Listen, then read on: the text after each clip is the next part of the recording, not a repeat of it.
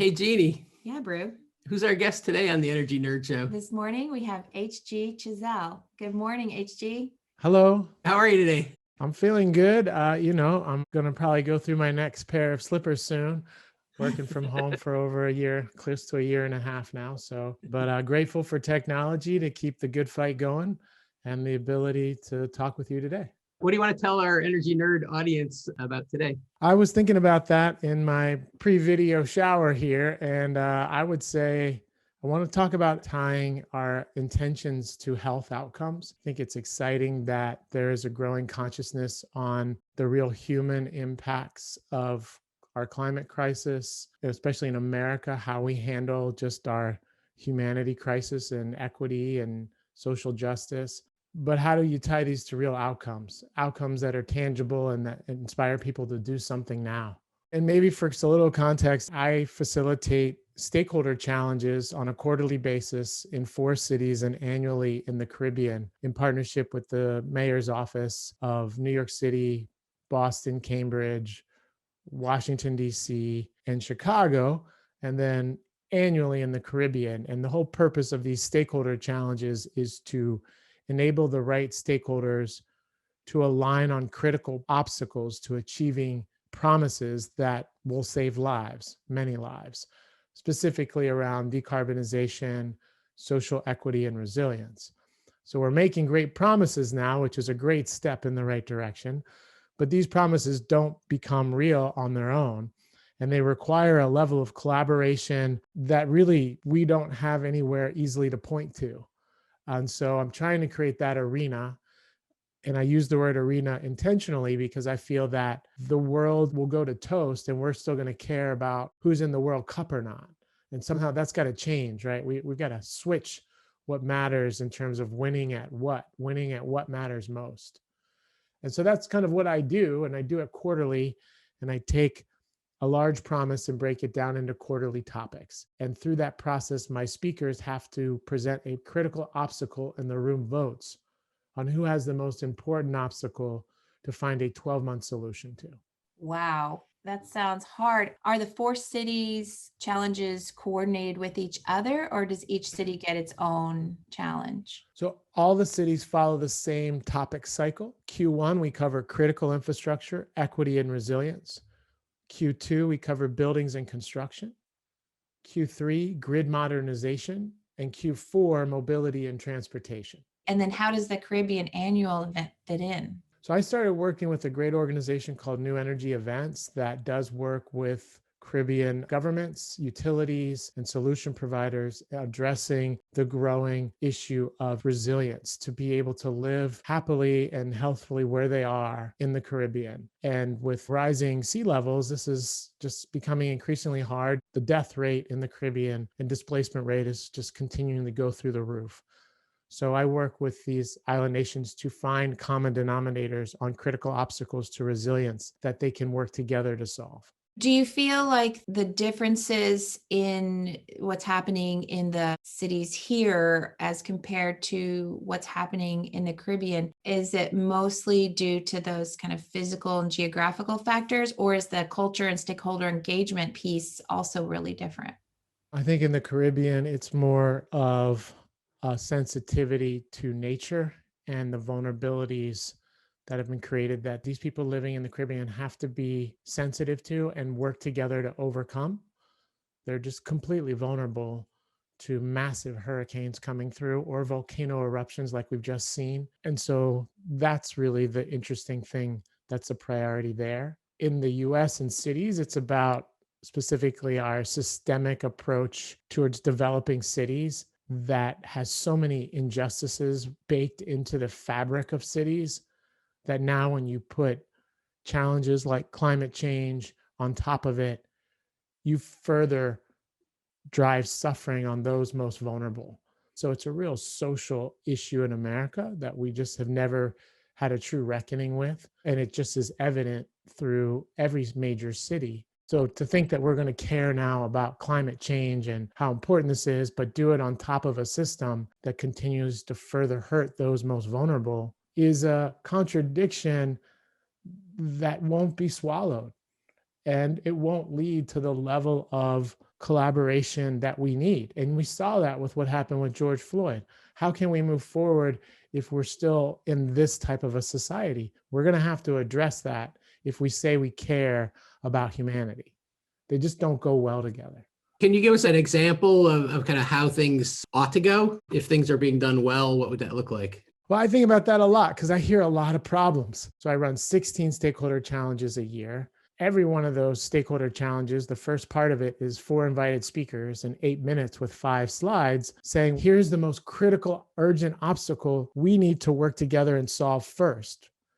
And then the room is voting on these. So I'm always looking for that common denominator, that silver thread going between all these cities. And the big thing that I'm really thinking about is we have to lean into the humanity of the issue. And somehow, for some reason, our inclination is to not do that. Our inclination is to talk in terms of figures and percentages and years and policy. And it just strips the humanity out of the discussion. And that does nothing to drive urgency or a sense of the need to be inclusive. And that's a problem because I think it's one of our greatest vulnerabilities is that this climate crisis does not care whether your state is red or blue, or whether you're in the nice neighborhood or the poor neighborhood or the white neighborhood or the brown neighborhood.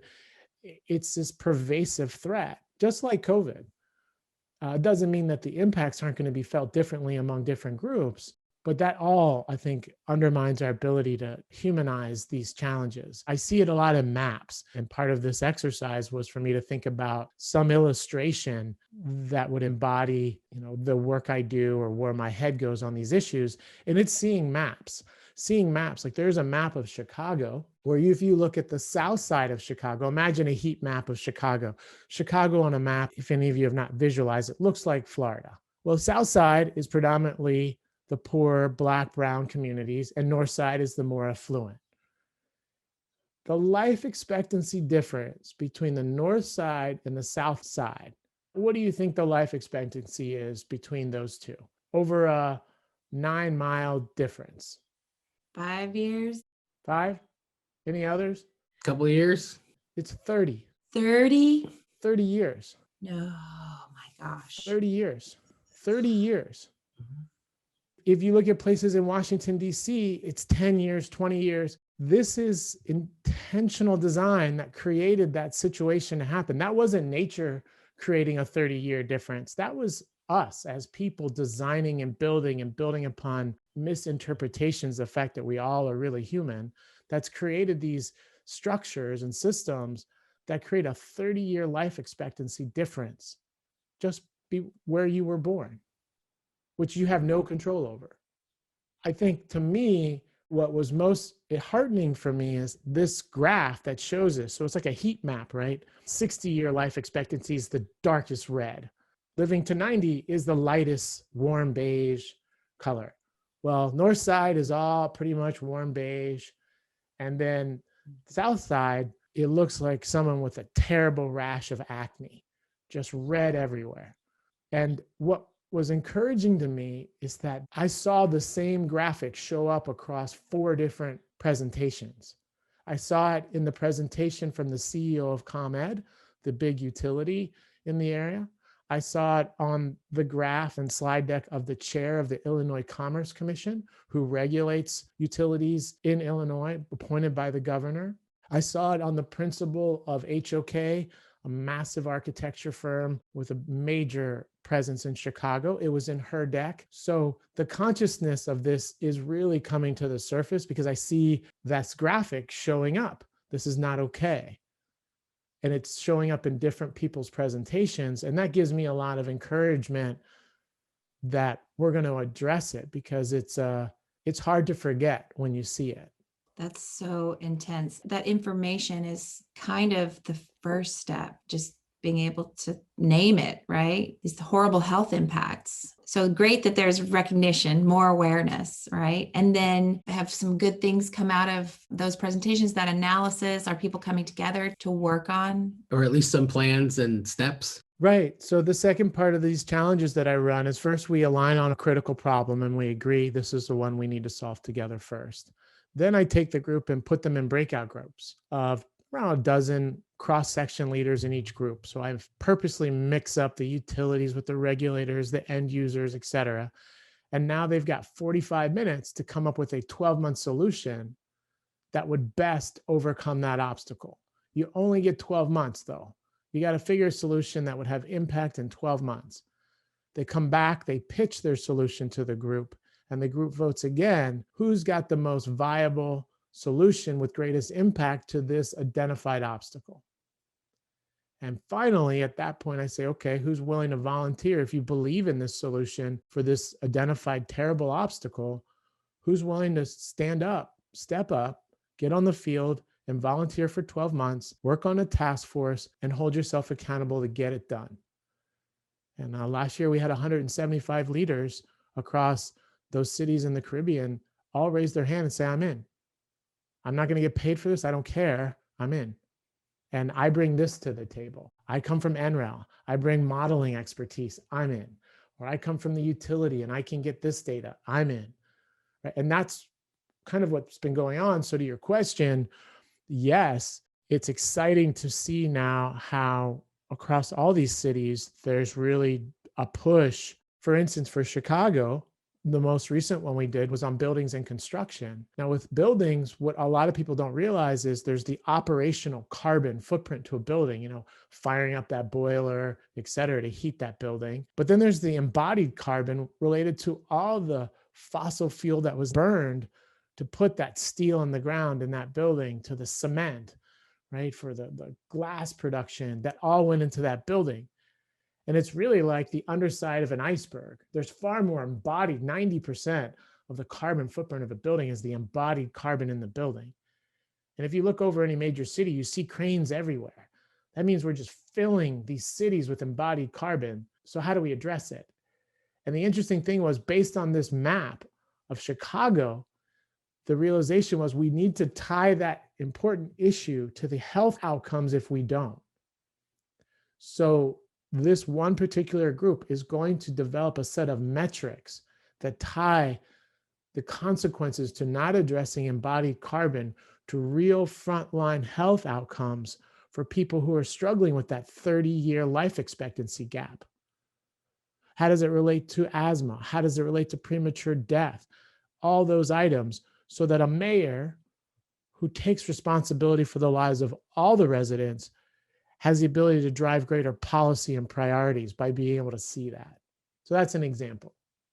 That's just very heartening to feel like that work is happening and you're bringing people together. And like you said, the humanity of the issues that is front and center. Wow. Kudos. It's kind of overwhelming. I'm really glad that people are working on this. Definitely. And we've got an awesome stakeholder challenge next week in Boston with Ben Myers, who leads sustainability at Boston Properties, one of the largest property owners in the country, who is making bold promises on being net zero carbon. The drive is there, which is so good. You've got to take a stand as a leader. First step is you got to take a stand for a new future. That's the only thing that inspires others to want to get involved. Okay, you make that stand. Now it's your relationship to that stand that determines the success of what you're committed to doing. So if people want to learn more about this, where should they go? Where should they look? I'm really proud about our Instagram page, which is funny because I never would see this as a tool, right? But what's great about our Instagram page at Advanced Energy Group is you see a summary of every problem statement from every speaker, who wins, and then you get to see the proposed winning solutions. So if you want to just get yourself immersed in identified critical voted problems to a future that you care about, check it out. If you want to know more about our next meeting and what we're doing, I recommend our website, goadvancedenergy.com. And then I'm also working to do podcast summaries of every speaker's prepared remarks, because they're only 8 minutes long and you can walk away feeling like you really understand a problem. And who knows, the person listening could say, well, I'm a GIS expert, for instance. I know how to do this type of mapping. This show must have so many incredible people with awesome resources and skills. Let me get you tapped into a problem. And so you can feel the gratification of bringing your skills to a real need now. That's awesome. Wow. Yeah. I'm so glad we got to meet you. Yeah, thanks for being on the show. Likewise, thank you. I wish you all the best with what you're doing and much impact. Thank you. You You too. too. Take care. Bye-bye.